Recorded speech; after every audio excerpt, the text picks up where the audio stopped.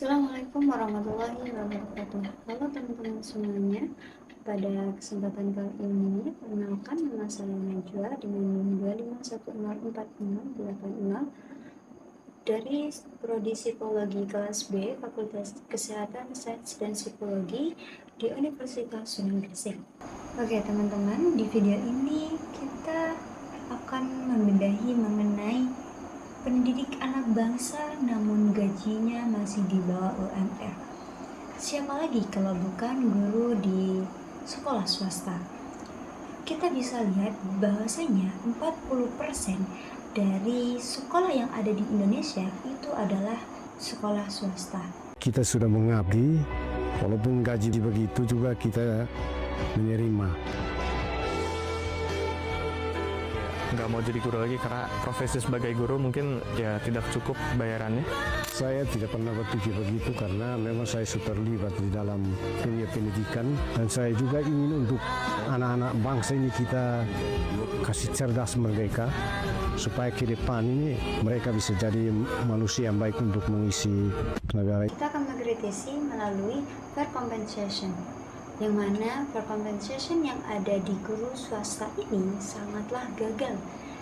Padahal kalau kita lihat kerjanya mereka itu sama dengan guru PNS ataupun guru yang P3K, yang mana mereka juga mencerdaskan anak bangsa, mereka juga memberikan waktu mengajar, waktu untuk siswa itu belajar dengan jam yang sama, tapi gaji bagi mereka itu masih berada di bawah UMR.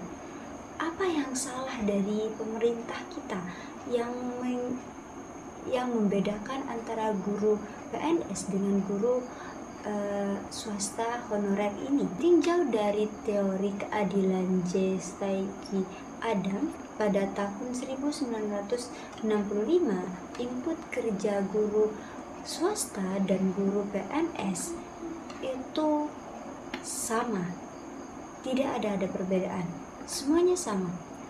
Namun di dalam outcome-nya, gajinya guru swasta itu hampir 70% lebih sedikit daripada guru PNS, yang mana pekerjaan mereka itu sama, namun hasil dari pekerjaannya itu yang membuat mereka merasakan kerjanya tidak membuat mereka kaya, tapi kerjanya membuat mereka semakin miskin. Herbert 1959 dia berkata bahwa gaji itu hygien faktor.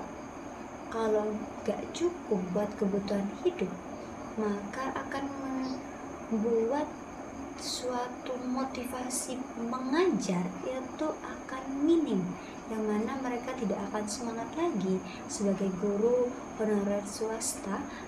Dia tidak akan semangat untuk mengajar anak bangsa. Penurunan motivasi akan mengakibatkan banyak guru honorer swasta ini akan resign. Selain mereka akan mengurangi motivasi untuk mengajar, mereka juga akan mengalami suatu kestresan karena mereka harus memiliki kerjaan sampingan, yang mana mereka harus menjadi penjaga toko ataupun menjadi ojol driver ataupun bisa menjadi pembisnis kecil-kecilan di rumahnya untuk memenuhi kebutuhannya. Yang kedua, mengenai fleksibelnya waktu untuk guru swasta. Terkadang harus lembur di rumahnya untuk mengerjakan administrasi sekolah ataupun untuk mengerjakan data-data yang harus dimasukkan kepada pemerintah, bahwasanya mereka memiliki sebanyak ini siswa dan memiliki beberapa kebutuhan ini dalam mencerdaskan anak bangsa ini. Tidak memiliki jaminan kesehatan, yang mana guru honorer swasta harus mengorbankan gaji yang 500.000 itu untuk berobat di klinik terdekat ketika mereka mengalami rasa sakit atau mengalami musibah yang lain. Kebijakan yayasan rata-rata tidak mengenal dengan flexible work. Jam kerjanya kaku, kan dia tidak ada WFH buat nyusun RPP. Gak ada dispensasi jika anaknya sakit. Guru honorer swasta itu harus mengorbankan gajinya dipotong untuk menjaga anaknya sakit.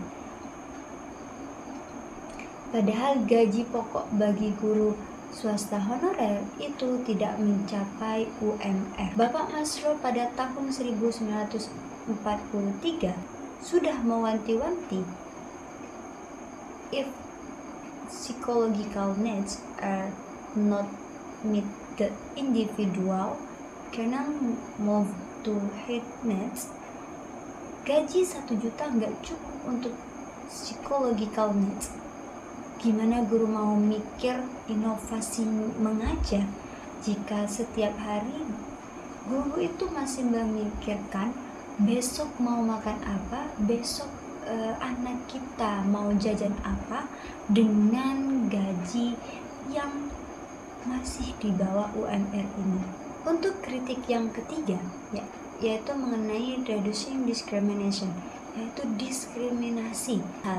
Kerjanya mereka sama, tidak ada pembedaan dalam kerjanya mereka, sama-sama mencerdaskan anak bangsa, sama-sama menjalankan kewajibannya mengajar, yaitu dengan cara yang memang sudah ada dalam kurikulum merdeka atau kurikulum yang ada di pemerintahannya. Seperti video ini kalian bisa simak. Selanjutnya Bapak dan Ibu, kami menuntut atau menghapus diskriminasi. Guru swasta di sekolah swasta itu lagi-lagi mendapatkan diskriminasi. Tunjangan-tunjangan yang diberikan pemerintah tidak pernah sampai di guru swasta.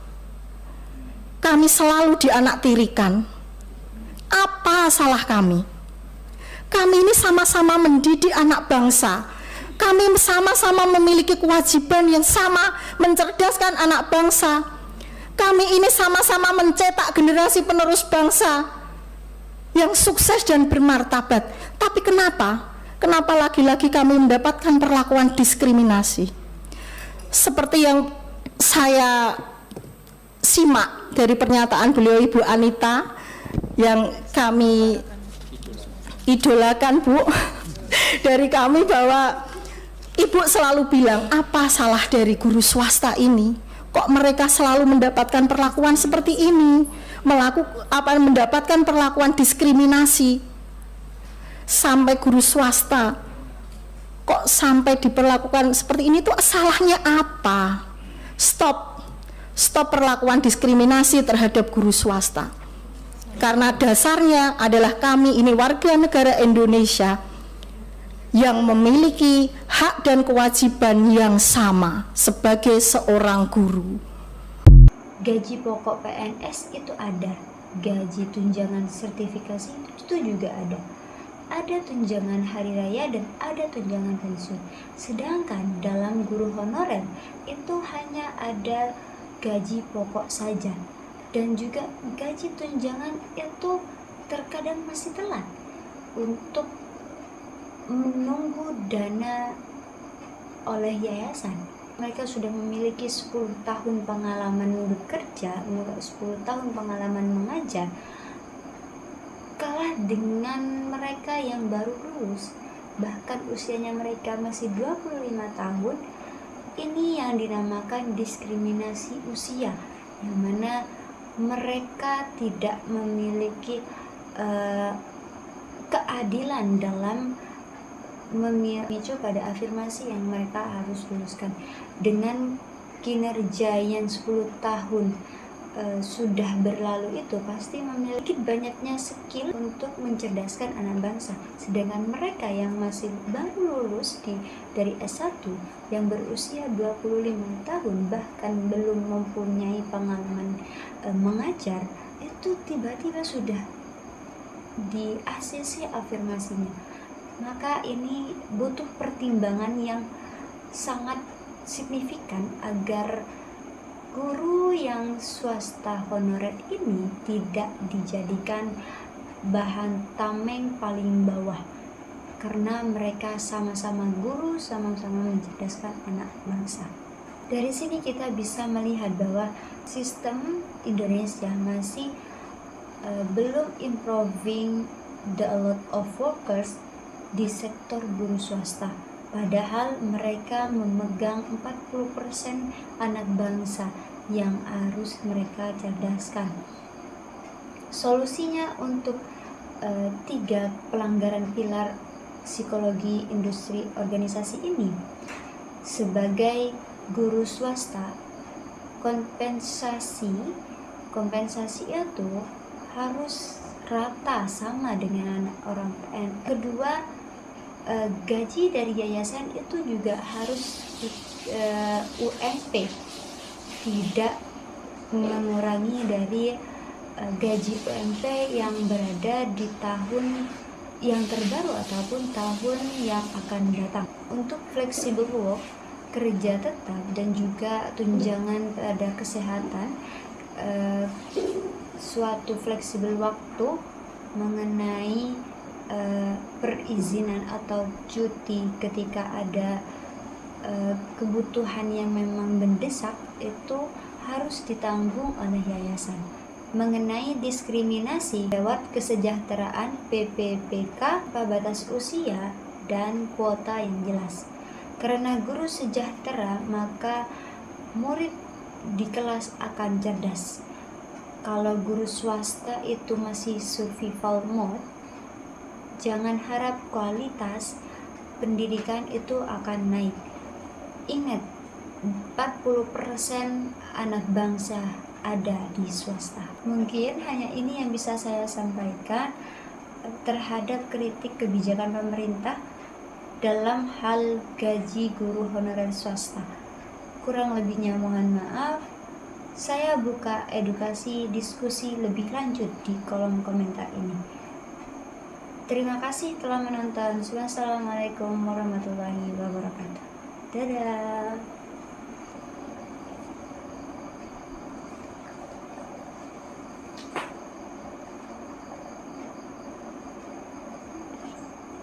Untuk flexible work, kerja tetap dan flexible work, kerja tetap, dan juga tunjangan pada kesehatan, suatu fleksibel waktu mengenai perizinan atau cuti ketika ada kebutuhan yang memang mendesak, itu harus ditanggung oleh yayasan. Mengenai diskriminasi,